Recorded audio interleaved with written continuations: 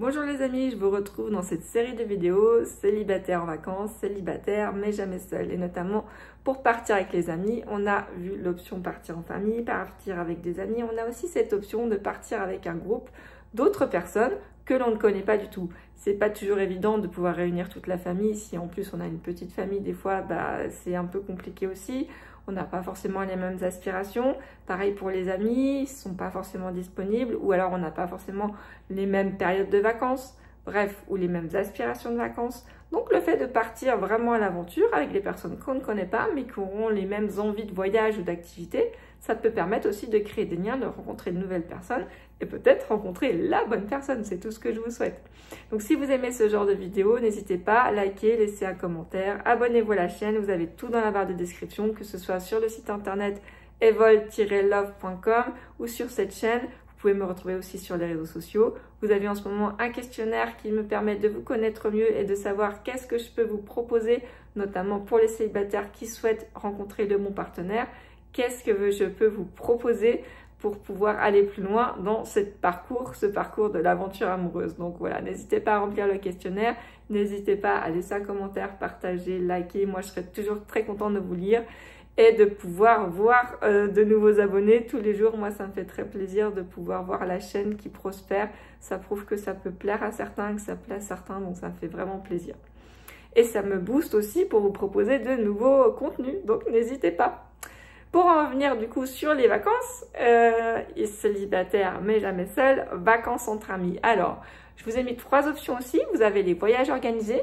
C'est une option qui est assez populaire puisque finalement ça permet à ceux qui cherchent à rencontrer des personnes qui partagent les mêmes centres d'intérêt et de découvrir de nouveaux endroits. Donc on a à la fois l'aventure en termes de voyage et de découverte des lieux, des cultures, mais aussi l'aventure avec le partage et la découverte d'autres personnes. Donc c'est des voyages qui offrent un mélange entre activité en groupe, temps libre. Donc ça permet à chacun de trouver un petit peu son équilibre.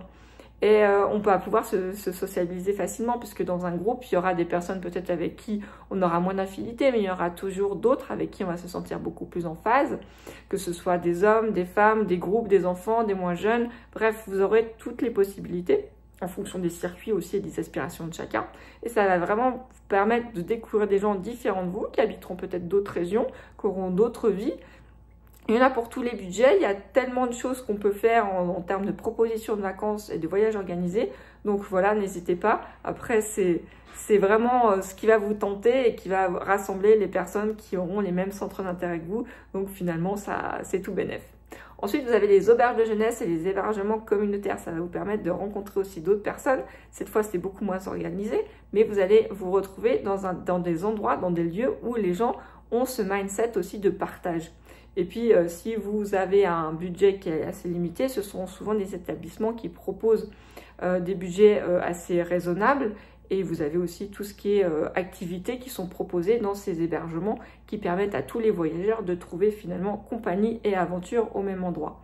Donc vous pouvez choisir d'avoir votre propre chambre dans des auberges de jeunesse ou même partager encore plus d'intimité si vous aimez et si vous êtes aspiré et que vous êtes assez ouvert d'esprit à dormir dans des dortoirs et tout ça à des prix très abordables avec des qualités d'aujourd'hui de résidence qui sont très bonnes aussi.